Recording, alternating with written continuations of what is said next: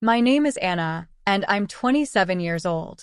I've spent nearly my entire working life at the family company in Chicago, a business that my father built from the ground up.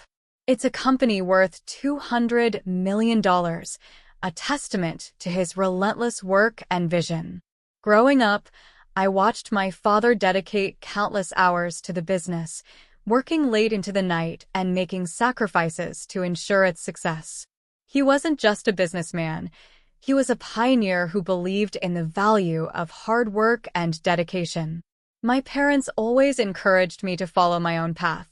Despite their support for my independence, I felt a deep connection to the company. I wanted to be part of something that represented my father's dreams and efforts. So, after college, I chose to stay and contribute to the business rather than seek a career elsewhere. I was lucky to have Sam, a seasoned employee, as my mentor. Sam, who was likely in his mid-40s, had a wealth of experience and a patient demeanor that made him an ideal guide. He helped me understand the inner workings of the company, teaching me everything from the basics to the more complex aspects of running a $200 million enterprise.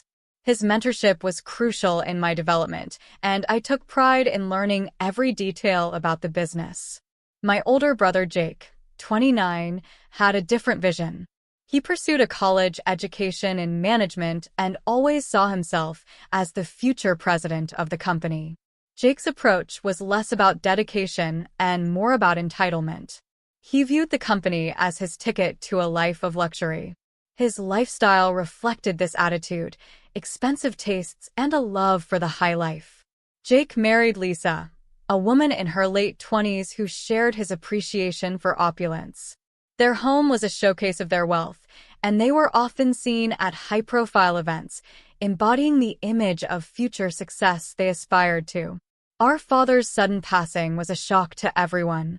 It was especially hard for me, as I had to cope with both the loss of my father and the responsibility of taking over the company. When the day of the will reading arrived, Jake and Lisa were away on vacation, enjoying their luxurious lifestyle while we dealt with the aftermath of our father's death. They returned just in time for the reading of the will. The atmosphere in the room was thick with anticipation. We gathered in the conference room, and Mr. Stevens, the family lawyer, prepared to read the will. Jake and Lisa arrived with an air of casual superiority, seemingly expecting the will to confirm Jake's ascension as the new president. Mr. Stevens began reading the will, and my heart pounded as I awaited the outcome. As per the wishes of John Thompson, Mr. Stevens announced the company, including all its assets, valued at $200 million, will be inherited by Anna Thompson. The room fell silent. Jake's face went pale, and Lisa's eyes widened in disbelief. The reality of the situation hit hard, and the room seemed to hold its breath as Jake and Lisa absorbed the news. "This can't be right," Jake finally said, his voice shaky. "I'm supposed to be the president. I've been preparing for this my entire life." Mr. Stevens remained calm. "The will is legally binding, Mr. Thompson. Your father's wishes were clear." Jake's disbelief turned into anger. My father must have been mistaken. How could he leave everything to Anna? She's never been involved in the high-level decisions. Lisa, standing by Jake's side, added angrily, "Anna? She's just a low-level employee compared to Jake. This isn't fair." The employees, including Sam, who had been quietly observing, exchanged knowing glances. They had seen my dedication and hard work over the years. Sam stepped forward to support me. "Anna has been here every day, learning and working alongside us. She's shown genuine commitment to the company. This decision reflects her true contributions and potential." Jake's anger flared. "This is ridiculous. I should be the one leading this company. It's my birthright." Lisa, clearly upset, added, "We should contest this will. This isn't right, and we won't accept it." Despite their protests, the will was clear. My father's decision was made, and it was now up to me to step into the role of president. The weight of this responsibility was heavy, but I was determined to honor my father's legacy and prove myself worthy of the trust he had placed in me. In the days that followed, I prepared to take on my new role while grappling with the emotional impact of losing my father. I had no idea that this was only the beginning of a challenging journey. The events that were about to unfold would reveal the true nature of those around me and test my resolve in ways I had never imagined. The days following the reading of the will were a whirlwind. Jake and Lisa's protests did little to change the situation. Despite their anger and disbelief, the will was legally binding, and I was officially named the president of the company. Jake, now ousted from his position, had to come to terms with the new reality. He and Lisa were forced to sell their mansion, a symbol of their extravagant lifestyle, to manage their finances. Watching Jake and Lisa's struggle was surreal. They had lived in such luxury, and now they were facing the harsh realities of their choices. Jake's arrogance had always shielded him from the real world, and Lisa's dependence on their high status left them both unprepared for the sudden shift. With no real skills or experience outside of their former life, Jake took a part-time job at a convenience store, while Lisa found work as a cashier at a supermarket.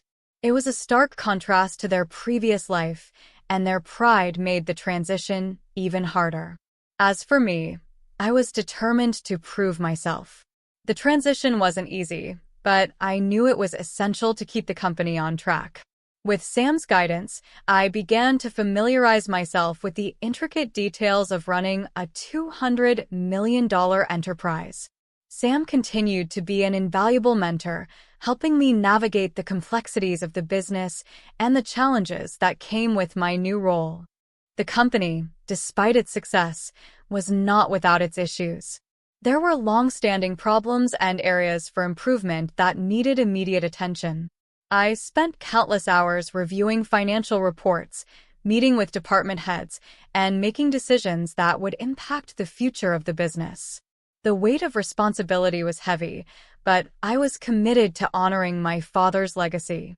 One of the first things I did was address the concerns of the employees. They had been with the company through thick and thin, and their support was crucial.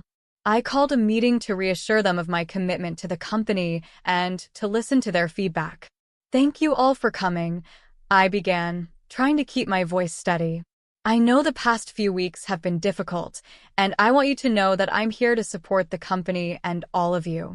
My father's vision was for this company to thrive, and I intend to see that vision fulfilled." The employees seemed receptive, and Sam gave me a reassuring nod. Their support was something I valued deeply, and I made it a point to foster a positive working environment.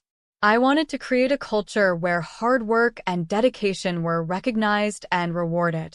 Despite my efforts, Jake and Lisa's presence lingered in my mind. Their situation was a stark reminder of the consequences of entitlement and arrogance. I had always believed in earning one's place through hard work and respect for others, and the contrast between my approach and Jake's became even more apparent. Jake had always felt that the company was his by right, while I had worked tirelessly to understand and contribute to its success. One day, as I was going through some old documents, I found a letter from my father. It was a note of encouragement and advice, written shortly before his passing. In it, he spoke about the values he hoped I would carry forward: integrity, dedication, and respect. Reading his words gave me strength and reminded me of the responsibility I had inherited. The letter ended with a simple message: "Anna, remember that true leadership comes from within. It's not about what you're given, but what you choose to do with it. Lead with your heart and honor the legacy we've built together." I kept the letter in a frame on my desk as a daily reminder of my father's words. Each decision I made, each challenge I faced, was guided by his advice. I wanted to lead in a way that would make him proud and uphold the values he had instilled in me. As time went on, the company began to show signs of recovery and growth. The efforts I had put in started to pay off, and the unity among the employees strengthened. The transition was far from easy, but with perseverance and a focus on genuine effort, I was beginning to see the fruits of my labor. However, the shadow of Jake and Lisa's downfall remained. I knew that their story was a cautionary tale of what happens when entitlement outweighs hard work. It was a stark reminder of the importance of humility and respect, values that I had embraced wholeheartedly. The journey had just begun, and there were many challenges ahead. I was determined to face them head-on, guided by my father's legacy and the support of those who truly believed in the company's future. Little did I know, the path ahead would test me in ways I couldn't yet imagine, revealing the true character of everyone involved and shaping the future of the company in ways I could only hope for. Months passed, and life at the company began to settle into a new rhythm. We were making progress, and I felt more confident in my role. The company was regaining its footing, and our efforts were starting to show. But in the midst of our successes, Jake and Lisa's struggle was a constant reminder of how their sense of entitlement had led to their downfall. I still heard occasional snippets about Jake's situation through mutual acquaintances. The news was often grim. Jake's job at the convenience store was menial compared to the high status he once enjoyed. Lisa, too, faced challenges working as a cashier, a role far removed from the luxurious lifestyle she had been accustomed to.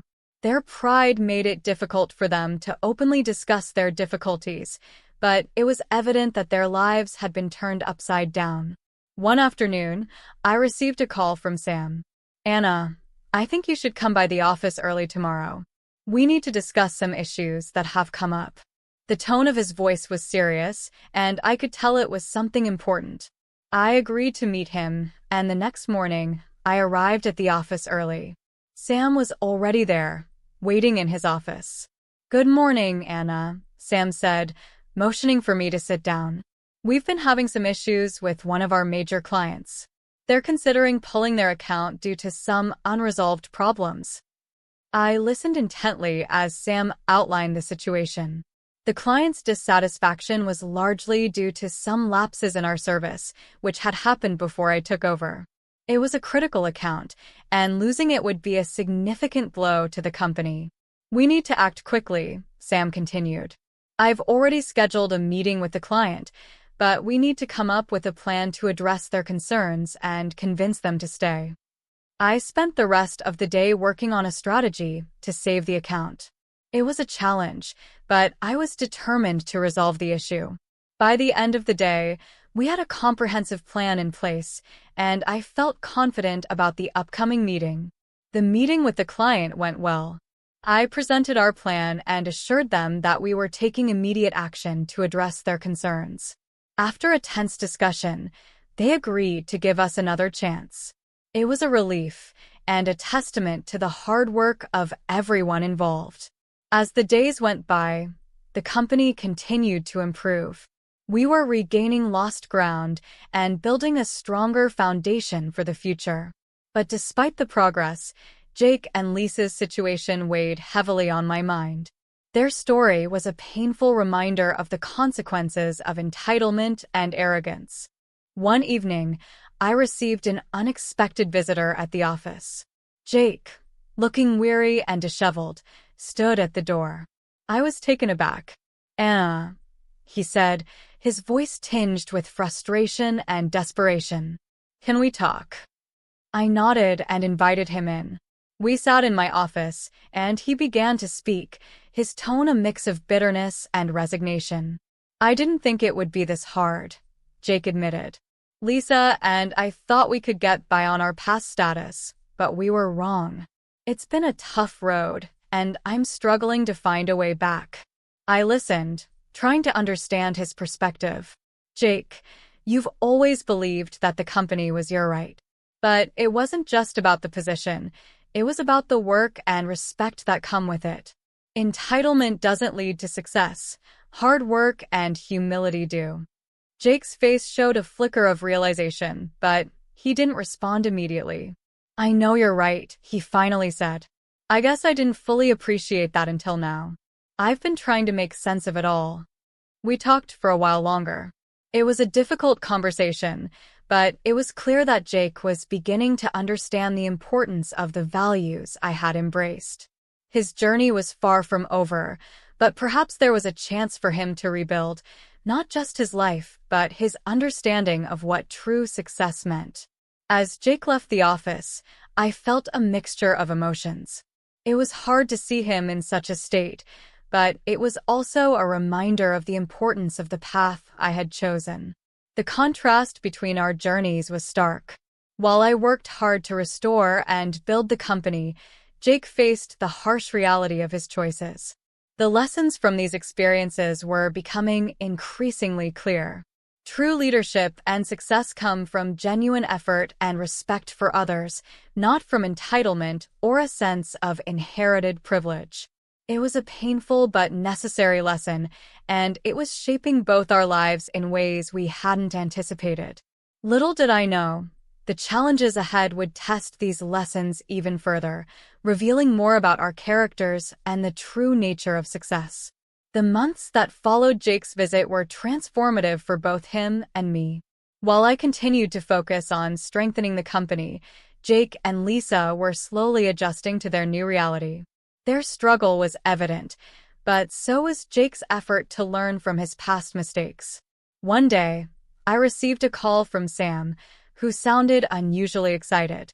"Anna, I think you should come to the office. There's something you need to see." When I arrived, Sam was waiting with a wide grin. "Look at this," he said, handing me a document. It was an article from a major business magazine featuring our company. The headline read, "Chicago's Resilient Business: How Dedication and Leadership Made a Difference." The article praised the company's turnaround under my leadership and highlighted the improvements we had made. It was a moment of pride and validation for all the hard work we had put in. As I read the article, I couldn't help but reflect on how far we had come. The company, now valued at $200 million, was thriving and gaining recognition.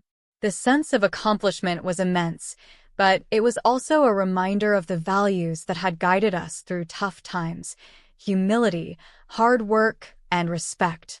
A few days later, I received a letter from Jake. In it, he expressed his regret for his past behavior and acknowledged the lessons he had learned.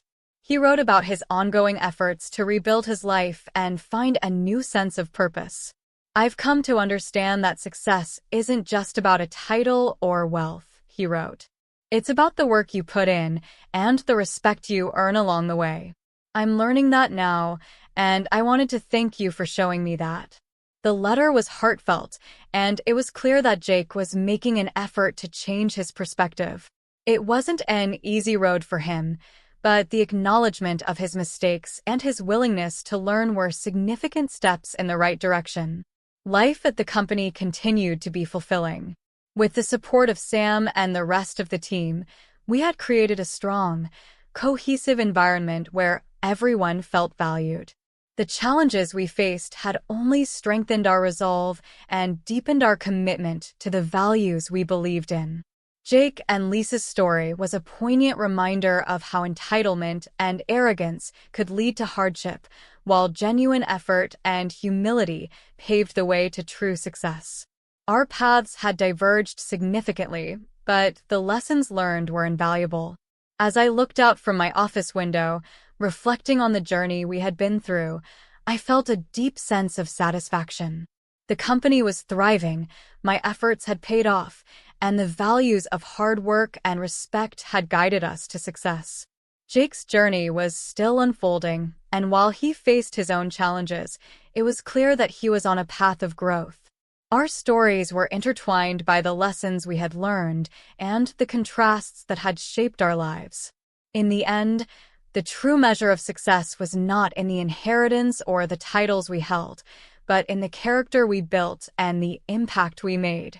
The story of our family and the company was a testament to the power of hard work, humility, and genuine leadership.